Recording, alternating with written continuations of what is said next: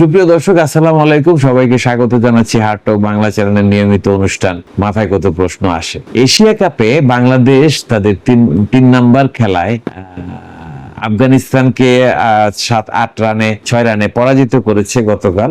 এখন বাংলাদেশ 2 খেলায় জিতে, মানে হংকং চায়নাকে হারিয়েছিল আর গতকাল হারালো হচ্ছে আফগানিস্তানকে। 2 খেলায় জিতে 3 খেলায় 4 পয়েন্ট নিয়ে দ্বিতীয় অবস্থানে আছে গ্রুপে। শ্রীলঙ্কা 2 খেলায় জিতে 4 পয়েন্ট নিয়ে 1 নম্বর অবস্থানে আছে। 2টি দল সুপার 4-এ যাবে।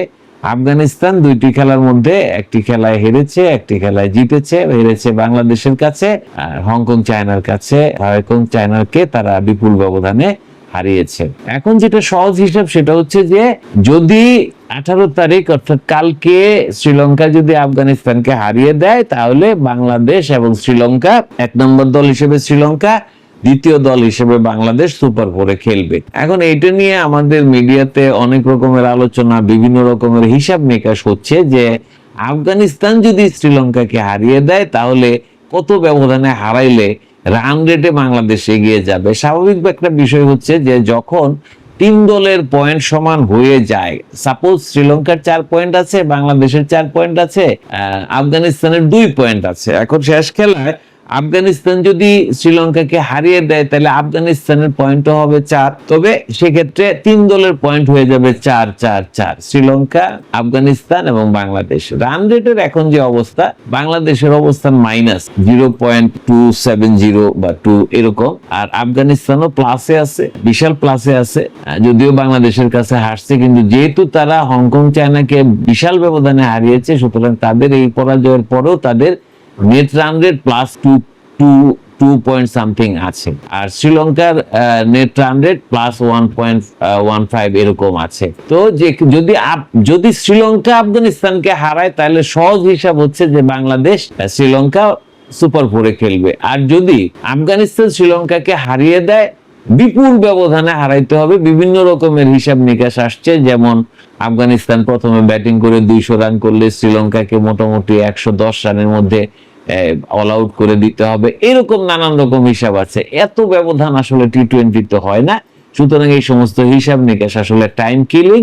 সহজ ব্যাপার হচ্ছে শ্রীলঙ্কা আফগানিস্তানের খেলার দিকে আমাদের তাকায় থাকতে হবে। আমরা নিজের উপর এখনো পর্যন্ত নির্ভরশীল হইতে পারতেছি না। আমাদের রান রেটের অবস্থাও ভালো না।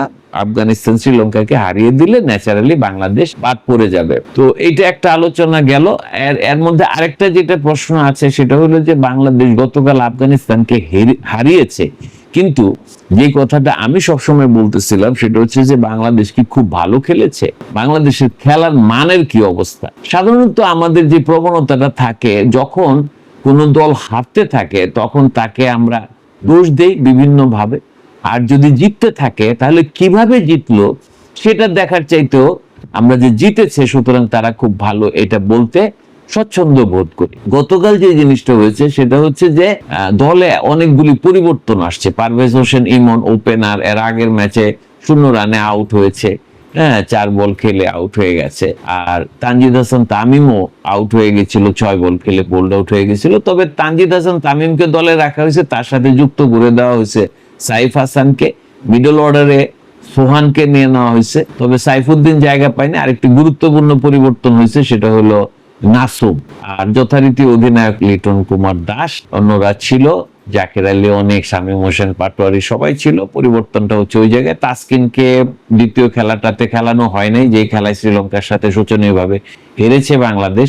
তাসকিন আবার ফিরে এসেছে, ভালোই বোলিং করেছে, খারাপ না। মোস্তাফিজ তার আন্তর্জাতিক মানের একমাত্র, এই বাংলাদেশ দলে আন্তর্জাতিক মানের একমাত্র খেলোয়াড় মুস্তাফিজ, যাকে সবাই শ্রদ্ধা করে, তিনি তার ভেলকি দেখিয়েছেন এবং 3 উইকেট ফেলে দিয়েছেন। এবং আফগানিস্তানকে পরাজিত করার পিছনে বোলিং ইউনিটে নাসুম এবং মুস্তাফিজের অবদানকে অস্বীকার করা যায় না। নাসুম আফগানিস্তান ইনিংসের প্রথম বলেই তাদের যে এই মুহূর্তে তাদের সবচেয়ে মানে ব্যাটিং এর যেটাকে বলা হয় মেরুদণ্ড, সাদিকুল্লাহ আতালকে উনি আউট করে দিয়েছেন। এলবিডব্লিউ লেগ বিফোর উইকেটে আউট করে দিয়েছেন প্রথম বলে। এই ধাক্কাটা আফগানিস্তান কাটিয়ে উঠতে পারেনি। পরেও নাসুম 4 ওভারে 12 রানের মতো দিয়েছেন। 2টা উইকেট নিয়েছেন। তো এই যে বিষয়টা, নাসুম নতুন ঢুকেছেন দলে, মানে গতকালকের খেলাতেই সাইফ হাসান ঢুকেছেন, সোহান ঢুকেছেন। সোহান খুব বেশি সুযোগ পাননি, বাংলাদেশ ইনিংসের শেষ দিকে এসে প্রথম বলে 4 মেরেছে, ইম্প্যাক্ট প্লেয়ার ছিলেন। আরেকটা রান আউটের ক্ষেত্রে তার বড় ভূমিকা ছিল। আফগানিস্তান যখন ম্যাচটা বের করে নেবে এরকম অবস্থা তৈরি হচ্ছিল, আজমতুল্লাহ উমর যায় তাকে মানে আউট করার ক্ষেত্রে সোহানের ফিল্ডিং এর একটা বড় অবদান আছে। নাসুমের বোলিং এ সোহানের কাছে সরাসরি বল যাওয়ার পরে রশিদ খান একদিকে ছিলেন, আর একদিকে সম্ভবত করিম জান্নাত ছিলেন। তো সেখান থেকে করিম জান্নাত রান নেওয়ার জন্য যখন ছুটে গেছেন তখন সোহানের থ্রো চলে আসে এবং আউট হয়ে যান। এই জায়গাটায় আসলে পরাজয়টা অনেকটাই নিশ্চিত হয়ে যায়। হ্যাঁ, আফগানিস্তানরা এরপরে করতে পারেনি। তো নতুন যারা খেলেছেন তাদের ইম্প্যাক্টটা ভালো, তারা যথাসাধ্য করেছেন। নাসুম, সাইফ হাসান যদিও একজন ওপেনার হিসেবে 28 বলে 30 রান খুব বেশি না, কিন্তু একটা স্টেডি একটা সাপোর্ট ওপেনিং এ দেওয়া, এটা হয়েছে। পরবর্তীতে তানজিদ হাসান তামিম 31 বলে 52 রান করে তিনি আউট হয়েছেন।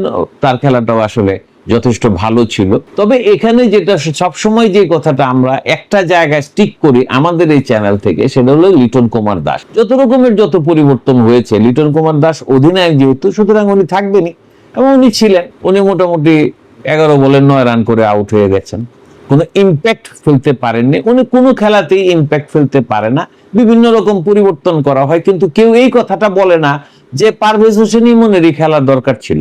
যদি বিষয়টা পরিবর্তনটা এমন হইতো যে লিটন কুমার দাসকে সরিয়ে দেওয়া হয়েছে, পারভেজ হোসেন ইমন আছে, তানজিদ হাসান তামিম আছে, সাইফ হাসান লিটন কুমার দাসের জায়গায় চলে এসেছে, তাহলে এই ইম্প্যাক্টটা, এই দলটা কিন্তু আরো সুসংগঠিত হতো, আরো ভালো খেলতে পারতো বলে আমাদের ধারণা, আমার ব্যক্তিগতভাবে ধারণা। কারণ আমি সবসময় যেটা বলেছি যে লিটন কুমার দাস ভালো খেলোয়াড়, কিন্তু টি-20-র মধ্যে ইম্প্যাক্ট ফেলার মতো খেলোয়াড় উনি নন। তো এটা বারবারই প্রমাণিত হচ্ছে। কিন্তু অদ্ভুত বিষয় হচ্ছে তিনি হচ্ছেন, তাকেই করা হয়েছে দলের অধিনায়ক। সোহান আছে, সোহানকে নিয়ে চেষ্টা করা যায়। উইকেট কিপিং জাকের আলী অনেকও পারেন।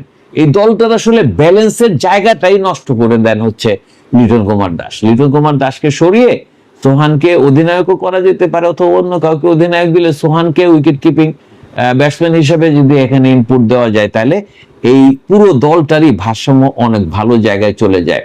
তো দর্শক, আজকে এই পর্যন্তই। দল জিতেছে, খুব বেশি নেগেটিভ কথা বলার কিছু নাই। যদি ভাগ্য থাকে ভালো, শ্রীলঙ্কা আফগানিস্তানকে যদি হারায়, সুপার 4-এ বাংলাদেশ উঠুক, শুভকামনা থাকলো তাদের জন্য, ভালো করুক।